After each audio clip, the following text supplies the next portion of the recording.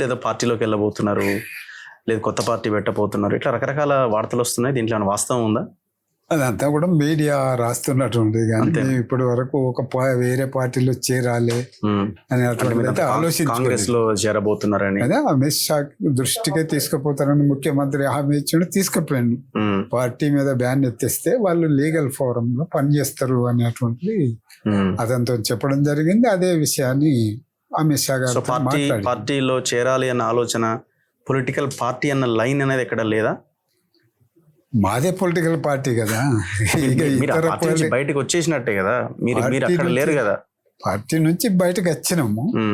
అయితే బయట కూడా తిరిగి అవే రాజకీయాలను ప్రజలకు అర్థం చేయించడానికి ప్రయత్నం చేస్తాము. లీగల్ చట్ట పరిధిలో వాళ్ళతో కలిసి పనిచేస్తాము. వాళ్ళ సమస్యల మీద పోరాటానికి సంఘటిత పరిస్థితి. అవే రాజకీయాలు అంటే ఎట్లా? మీరు అక్కడ ఉండి చేసిన రాజకీయం సాయుధ పోరాటం లాంటిది, అక్కడ ఉన్నది ఓటుకి వ్యతిరేకమైన పోరాటం లాంటిది, అంటే రాజ్యం అనుకుంటున్నా చెప్తున్నా.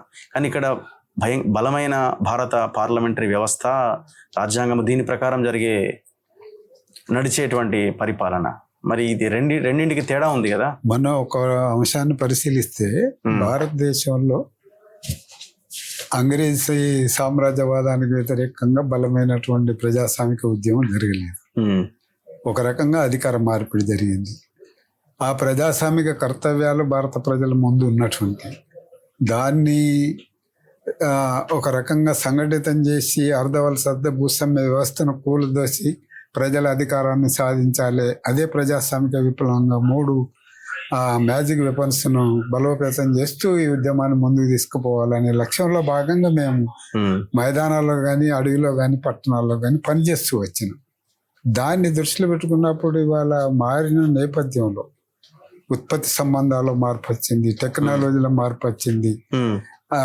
ఈ మార్పును పరిగణలోకి తీసుకొని ప్రజాస్వామిక కర్తవ్యాలు అయితే మన భారత ప్రజల ముందు ఉన్నాయి.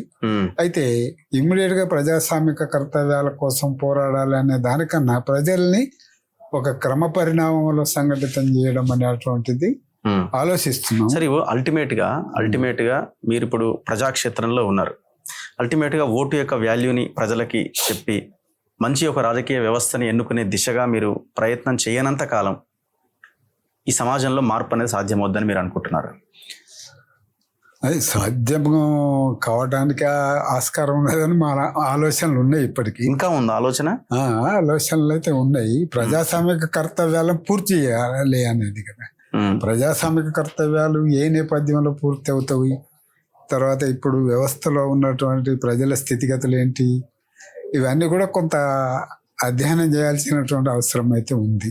ఏ ఫార్మ్స్ ఆఫ్ స్ట్రగుల్స్ తీసుకొని ముందుకు పోవాలి అనేటువంటిది ఇప్పుడు నిరాయుధంగానే చట్ట పరిధిలోనే పనిచేస్తాం. కానీ ప్రజల చైతన్యమే ఈ ఉద్యమం యొక్క పోకడను నిర్ధారిస్తుంది. ఇప్పుడు మీరు ప్రజల సమస్యల మీద ప్రజాస్వామ్యయుతంగా నిరాయుధులుగా మీరు పనిచేయాలి అని అంటే ప్రజలంతా ఏకీకరణ చేయాలి, ఒక ప్లాట్ఫామ్ ఉండాలి. ఏంటి ఆ ప్లాట్ఫామ్? ప్రభుత్వం దృష్టి అయితే లీగల్ గా పార్టీని రికగ్నైజ్ చేస్తే మంచిది అనేటువంటి చెప్పాము. ఎట్లా అంత ఈజీగా పాసిబిలిటీ కాకపోవచ్చు.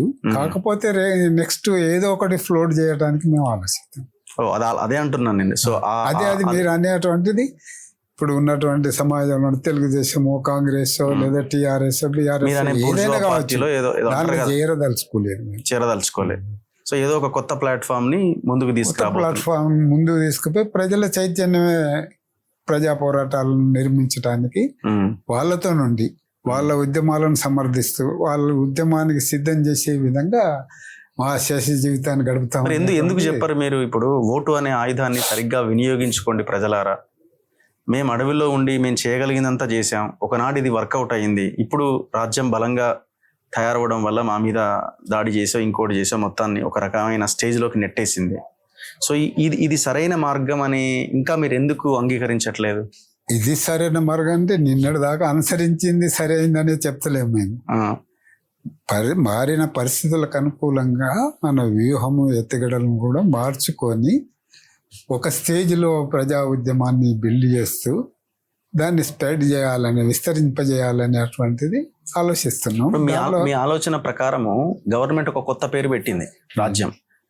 అడవిలో ఉన్న వాళ్ళు నక్సలైట్లు అయితే ఇక్కడ ఉండి ప్రశ్నించే వాళ్ళు అర్బన్ నక్సలైట్లు అని. రేపు పొద్దున అదే పేరుని మీకు కూడా యాడ్ చేస్తారు. సహజంగానే చేయటానికి అవకాశం ఉంది. అది చేస్తుంది అని మమ్మల్ని వదిలిపెట్టలేదు, మీరు మిమ్మల్ని ఎంతసేపు.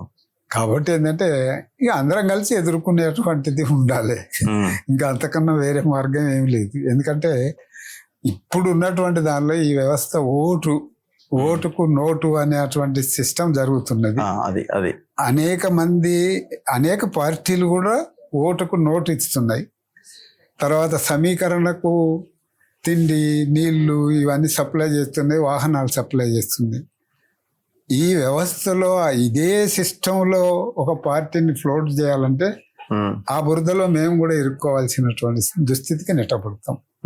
కాబట్టి పార్టీ ఫ్లోట్ అయినా కాకపోయినా ఏదో ఒక సంఘటన ద్వారానో లేదా ఏది మార్క్సిస్ట్ రాజకీయాలను ఫ్లోట్ చేసే విధంగా, ప్రజల సమస్యను అది సంఘటిత పరిచే విధంగా మా కార్యాచరణ ఉండే విధంగా మౌల్డ్ చేస్తాం అనేటువంటిది విశ్వాసం అయితే ఉన్నది.